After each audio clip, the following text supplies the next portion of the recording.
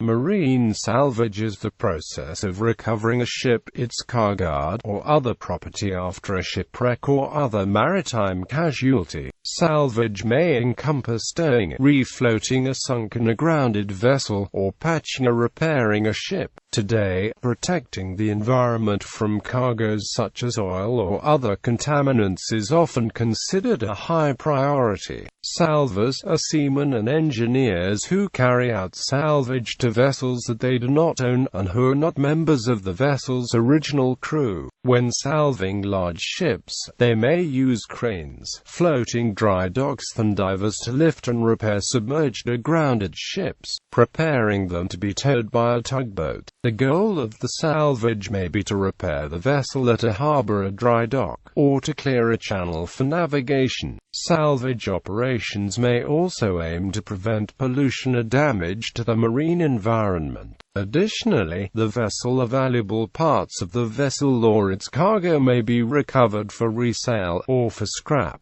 History. In the early modern period, diving bells were often used for salvage work. In 1658, Albrecht von Trelleborn was contracted by King Gustavus Adolphus of Sweden to salvage the warship Vasa, which sank in Stockholm harbour on its maiden voyage in 1628.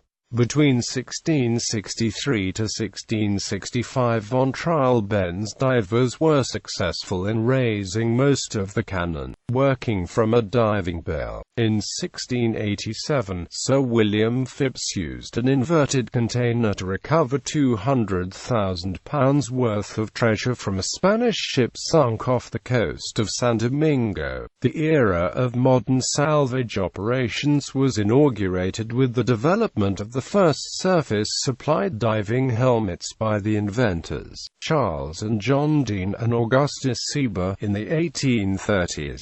The Royal George, a 100-gun first-rate ship of the line of the Royal Navy, sank undergoing routine maintenance work in 1782, and the Deane brothers were commissioned to perform salvage work on the wreck. Using the new air-pump diving helmets, they managed to recover about 24 cannons. Following on from this success, Colonel of the Royal Engineers Charles Paisley commenced the first large-scale salvage operation in 1839. His plan was to break up the wreck of Royal George with gunpowder charges and then salvage as much as possible using divers. Paisley's diving salvage operation set many diving milestones, including the first recorded use of the buddy system in diving, when he ordered that his divers operate in pairs. In addition, the first emergency swimming ascent was made by a diver after his airline became tangled and he had to cut it free. A less fortunate milestone was the first medical account of a diver squeeze suffered by a Private Williams. The early diving helmets used had no non-return valves. This meant that if a hose became severed, the high-pressure air around the diver's head rapidly evacuated the helmet, causing tremendous negative pressure that caused extreme and sometimes life-threatening effects. At the British Association for the Advancement of Science meeting in 1842, Sir John Richardson described the diving apparatus and treatment of diver Roderick Cameron following an injury that occurred on the 14th of October 1841. During the salvage operations, Paisley recovered 12 more guns in 1839, 11 more in 1840, and 6 in 1841. In 1842, he recovered only one 9-12-pounder because he ordered the divers to concentrate on removing the hull timbers rather than search for guns. Other items recovered in 1840 included the surgeon's brass instruments, silk garments of satin weave of which the silk was perfect, and pieces of leather, but no woolen clothing. By 1843 the whole of the keel and the bottom timbers had been raised and the site was declared clear.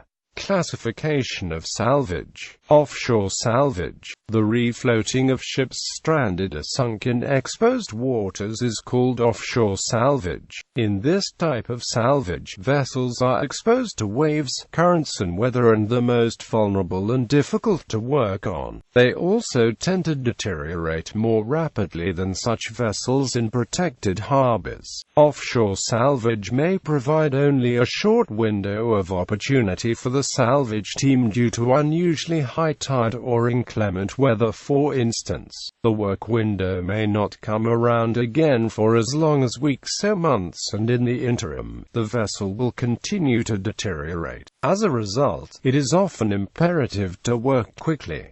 Typically, offshore salvage is conducted from pre-outfitted salvage tugs and other tugboats. In addition, portable diving facilities may be transported by helicopter or small boat to the work area. From a tactical point of view, working in unprotected waters is less hospitable for floating cranes, construction tenders, dredges and equipment barges. Plus, it is often difficult to depend upon a stable workforce as all personnel must be present on site for the duration. Harbor salvage. The term harbor salvage refers to the salvage of vessels stranded or sunk in sheltered waters. Such vessels are not normally subject to the same deterioration caused by marine and weather conditions as offshore salvage vessels are. In addition, unless the vessel to be salvaged is obstructing navigation, then there is no need to work as swiftly as in offshore salvage. Also, harbor pre-salvage survey and planning stages tend to be less time-consuming and environmentally dependent. It is also easier to gain access to local labor resources and heavy equipment such as floating cranes and barges.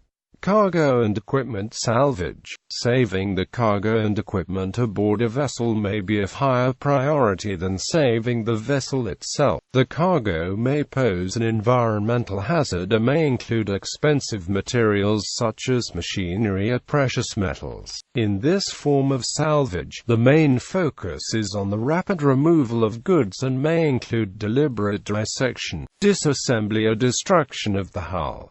Wreck removal. Wreck removal focuses on the removal of hazardous or unsightly wrecks that have little or no salvage value, because the objectives here are not to save the vessel. The wrecks are usually refloated or removed by the cheapest and most practical method possible. In many cases, hazardous materials must be removed prior to disposing of the wreck. The most common techniques used in wreck removal are cutting the hull into easily handled sections or refloating the vessel and scuttling it in deeper waters. Afloat salvage. The salvage of a vessel that is damaged but still afloat is called afloat salvage. This type of salvage is mostly unobtrusive and involves primarily damage control work such as hull welding, stabilization and structural bracing. In some cases, the vessel can remain underway with little disruption to its original purpose and crew.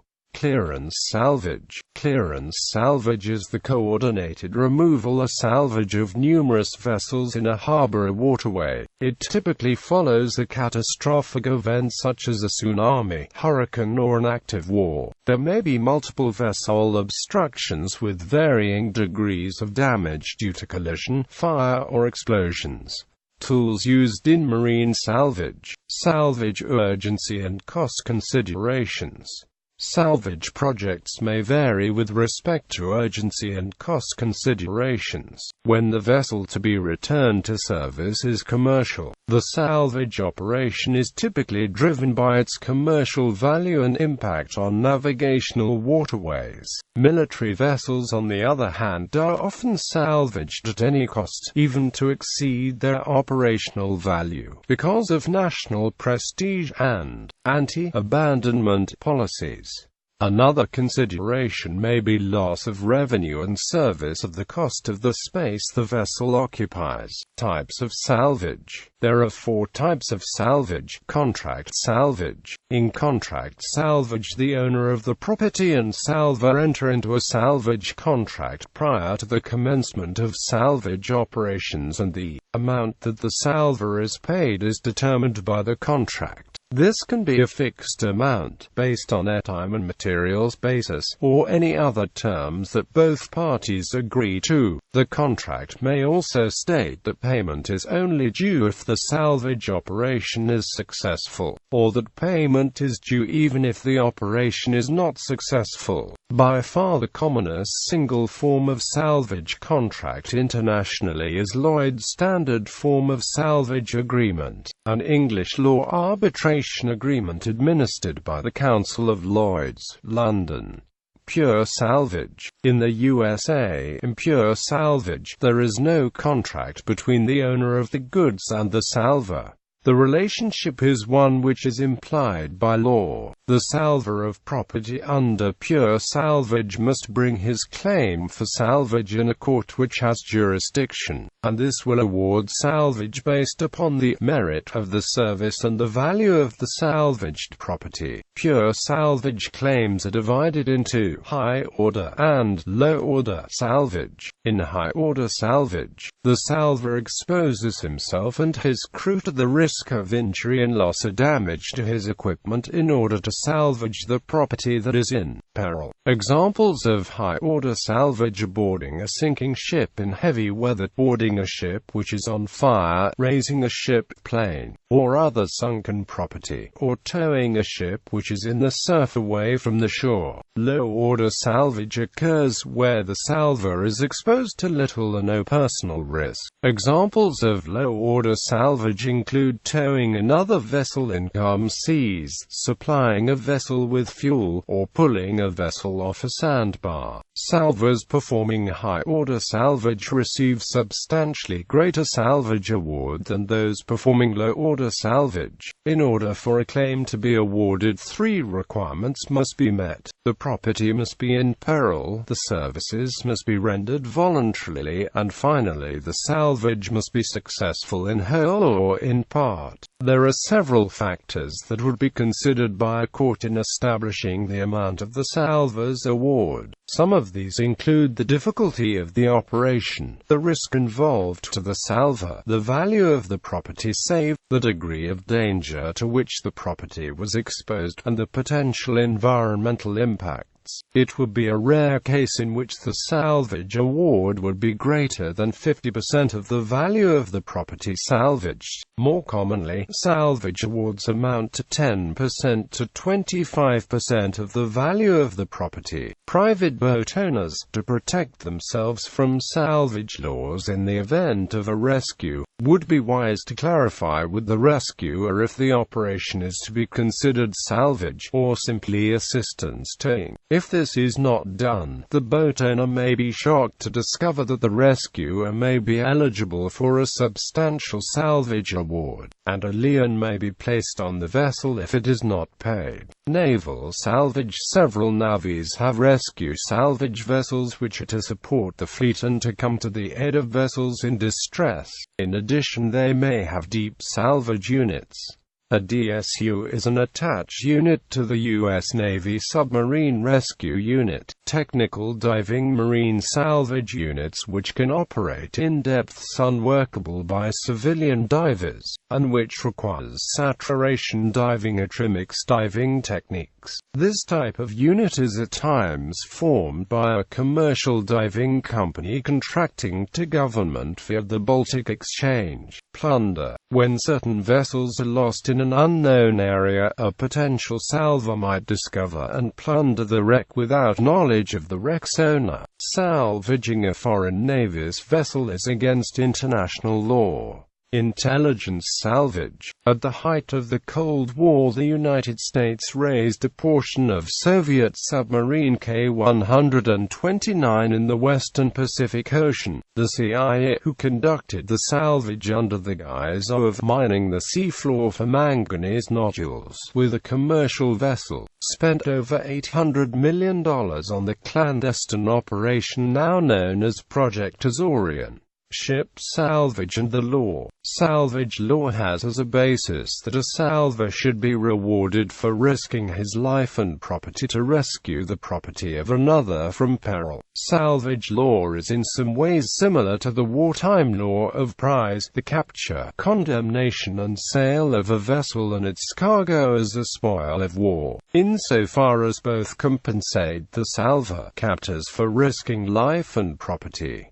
The two areas of law may dovetail. For instance, a vessel taken as a prize, then recaptured by friendly forces on its way to the prize adjudication, is not deemed a prize of the rescuers.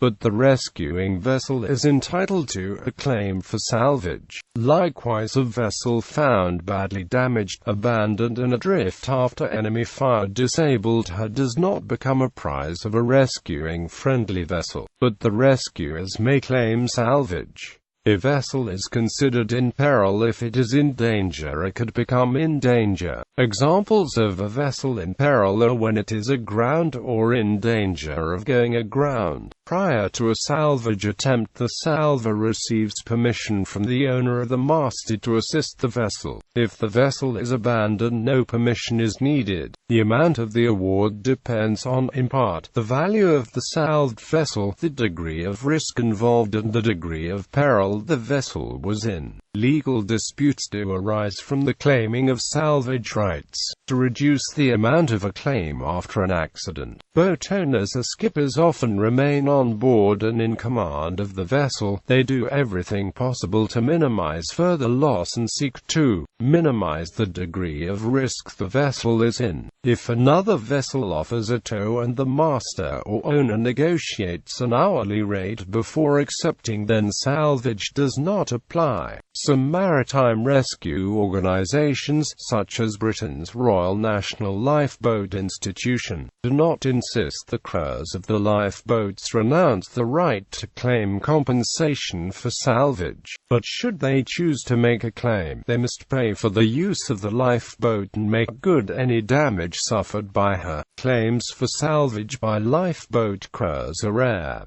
Jetsam are goods that were thrown off a ship which was in danger to save the ship. Flotsam are goods that floated off the ship while it was in danger when it sank. Ligan or lagan are goods left in the sea on the wreck tied to a buoy so that they can be recovered later by the owners. Derelict is abandoned vessels or cargo. In the United Kingdom, under the Merchant Shipping Act 1995, jetsam, flotsam, lagan and all other cargo and wreckage remain the property of their original owners. Anyone, including recreational divers and beachcombers, removing those goods must inform the receiver of wreck to avoid the accusation of theft. As the leisure activity of wreck diving is common, there are laws to protect historic wrecks of archaeological importance, and the Protection of Military Remains Act 1986 protects ships and aircraft that are the last resting place of the remains of members of the armed forces.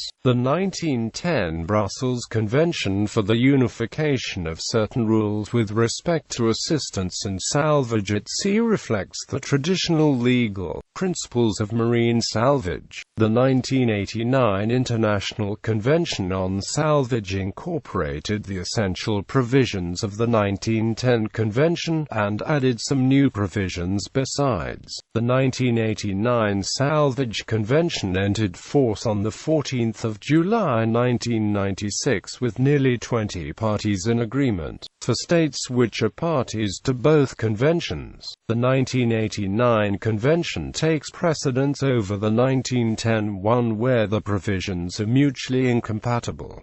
Notable salvage operations. The largest marine salvage operation on record was the raising of the German High Seas Fleet, which was scuttled at Scapa Flow in 1919. Between 1922 and 1939, 45 of the 52 warships sunk, including 6 battleships, 5 battle cruisers, 5 cruisers and 32 destroyers were raised from the bottom of the flow at depths of up to 45 meters, primarily by Cox and Amp Danks Limited and Amp Metal Industries Limited, and broken up for scrap. The harbor clearance and ship recovery after the attack on Pearl Harbor. The US California and US West Virginia, resting on the bottom of Pearl Harbor the 7th of December 1941, were refloated and repaired. They were key participants in the Battle of Surigao Strait in October 1944. The Swedish 17th-century warship Vasa was raised in April 1961.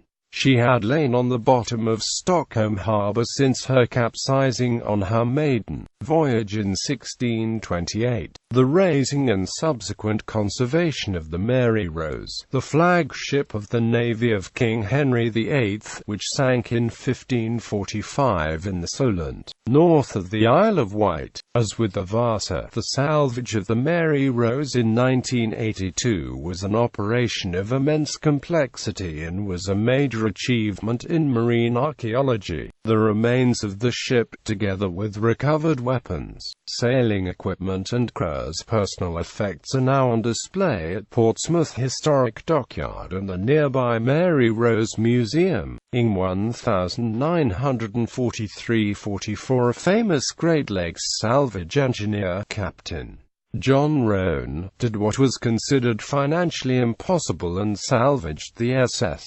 George M. Humphrey, which sank in a collision in 77 feet deep water in the Mackinac Straits, by first removing the ore it was carrying and then using 2 vessels on each side of the underwater wreck, with cables that walked the Humphrey in stages underwater to shallower water, where it was then pumped out and refloated and towed out. Some of the techniques developed by Roan for the Humphrey salvage established methods which became new standards for future salvages, where before many wrecks were considered too heavy and large to salvage.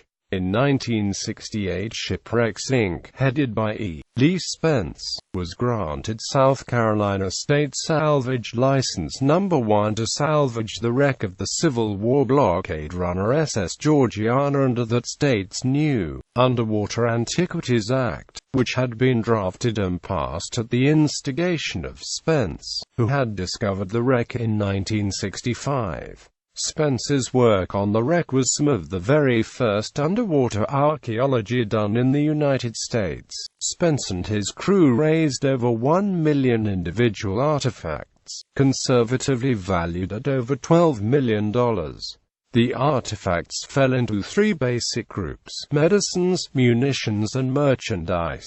They ranged from tiny brass ink pins and glass buttons to heavy iron cannons and included such things: cannonballs, bullets, bottles, pottery, carved bone toothbrushes, pencils, match cases, and Wedgwood china. In 1974, the U.S. CIA attempted to recover the sunken Soviet Golf-class submarine K-129 in the secret and expensive intelligence operation Project Azorian. The attempt was only partially successful. Nuestra Senora de Atocha was discovered in 1985 with recovered gold and other artifacts worth an estimated $400 million USD. VROUW Maria was discovered in 1999, and after a protracted legal battle, plans for salvage are still in the discussion and planning stage. It is known to contain priceless works of art. The search for the wreckage and flight data recorders of South African Airways Flight 295 is at 16,000 feet, the deepest successful marine salvage operation to date. On 12 August 2000, the Russian Oscar-class submarine Kursk sank in the Barents Sea following an internal explosion, leading to the death of 118 sailors and officers. A portion of the destroyed submarine was raised to the surface in late 2001 to recover the bodies and eliminate the hazard from the Kursk's two nuclear reactors. The Uskal was severely damaged in October 2000 by terrorists while it was harbored in the Yemeni port of Aden. It was rescued, salvaged, and repaired to serve again. In July 2002, HMS Nottingham suffered serious damage in poor weather, striking Wolf Rock near Lord Howe Island. She was towed, stern first, to Newcastle, New South Wales in August 2002 for minor repairs and was consequently returned to the United Kingdom aboard the heavy-lifting vessel MV Swan. In July 2006, the Japanese car carrier the Cougar Ace, packed with 4,700 Mazda cars and Isuzu trucks bound for the North American market, was traveling from Japan to Vancouver, British Columbia, when it stranded in the Pacific Ocean.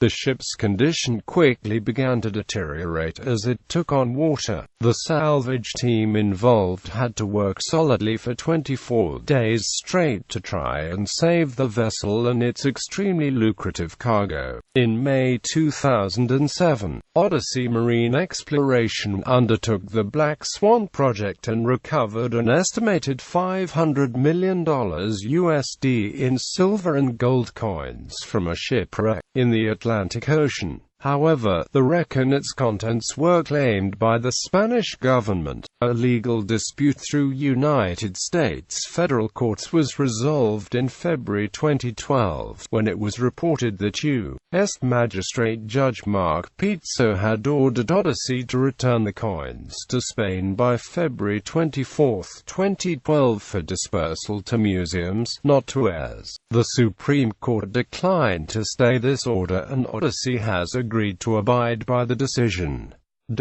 Works cited: Gauze, Joseph N. Marine Salvage, The Unforgiving Business of No Cure, No Pay, Garden City, New York, USA, Doubleday, OCLC 136301. Preface by Willard Bascom.